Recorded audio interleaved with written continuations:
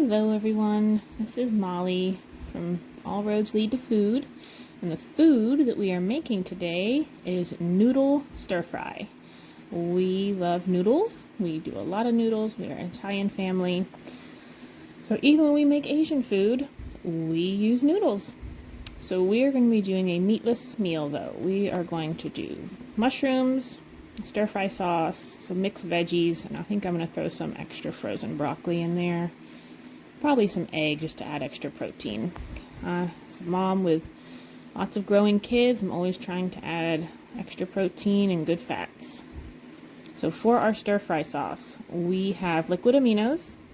You can definitely use soy sauce if you want. Minced garlic, minced ginger, and you could use ground ginger from the spice aisle. And you could use garlic powder too if you wanted. You don't have to use fresh. We've done it both ways. A little bit of sesame oil, just a tiny little drizzle. My kids don't like too much sesame oil, but if not, then it just doesn't taste like Asian food. And then a little bit of red pepper flakes, and we do brown sugar. Now our brown sugar we'll use regular sugar, and I add blackstrap molasses to it, and that's all brown sugar really is. I like using the blackstrap molasses mostly because I can add in extra minerals, but I can't seem to find a brown sugar that's pre-made that has the blackstrap molasses. So it's pretty easy to make yourself. You just combine them and crush them together. So now that we have all of our veggies in there cooking, we put our mushrooms in last because we don't like our mushrooms too terribly cooked. Mostly me, my husband, and my daughter. Our little boys end up picking theirs out. We will get all of this cooked nicely.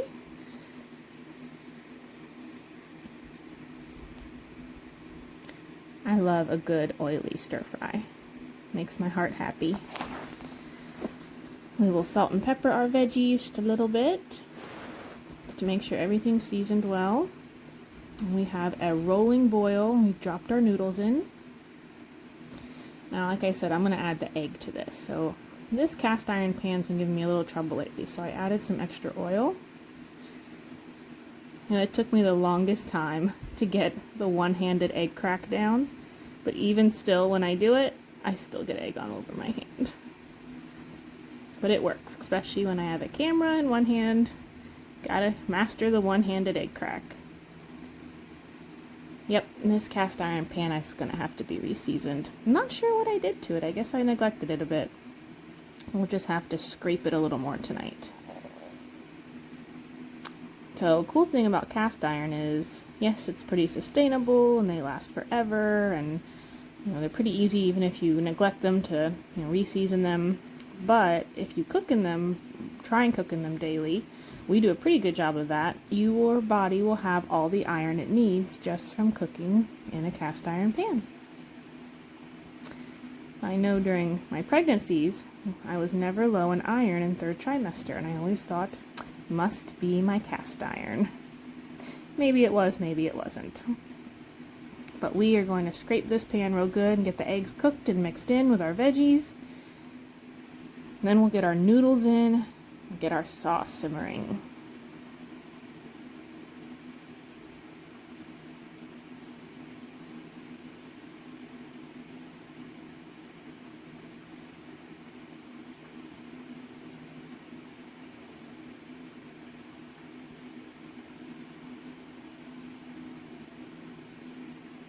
We needed a quick meal tonight.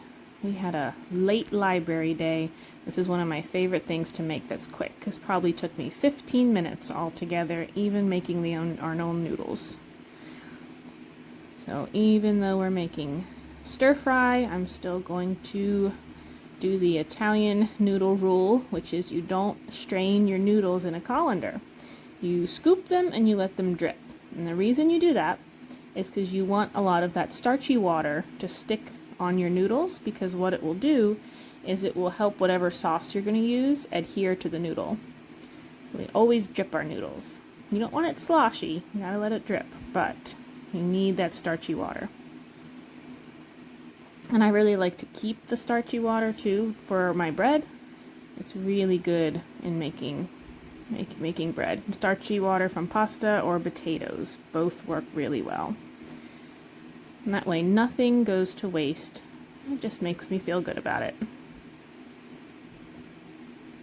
And I will let this water cool, and I'll just store it in a mason jar in the fridge until I'm ready to make my bread. Unless I'm doing bread the next day, I'll just leave it on the counter because warmer is better for our yeast. Okay, so here's our sauce. And now this sauce, like I said, it's a sweeter sauce. My kids like a sweet stir fry. So because of it has a little more sugar in it, it will caramelize and thicken up on high heat just fine.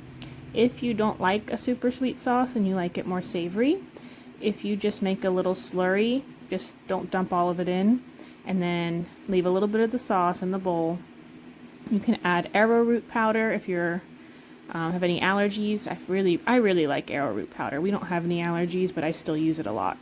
Or you could just add cornstarch and just make a little slurry and then pour it in, and that will help thicken all your sauce up beautifully. And that is all it takes for a quick weeknight dinner. So that sauce will thicken, and that is what we had. I hope this inspired you to have a nice quick dinner on the day that you need some convenience. Thank you so much for watching.